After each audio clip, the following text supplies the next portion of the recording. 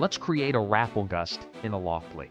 From your dashboard, click Raffle Gust under Quick Start.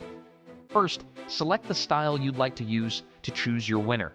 You can choose from classic wheel, vertical spin, ticker tape, lottery box, or digital code. For this example, we'll select vertical spin.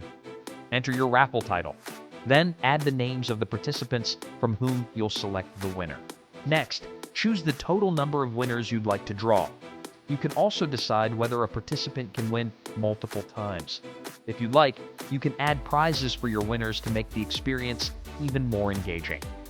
When everything is ready, click Create Vertical Spin. At the top, the QR code button allows participants to view the raffle in real time on their own devices. Presentation mode displays the raffle on a big screen so everyone can watch the excitement live. When you're ready, click Spin.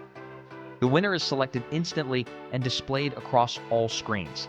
As the host, you can even add prizes while the spin is in progress. Click Show Winners at any time to display the list of selected winners. When the raffle is complete, click End Session. You can immediately review the results and see all selected winners. Raffle Gust makes it simple to run exciting, interactive prize draws in real time. For more assistance and a full overview, please visit help.aloftly.io.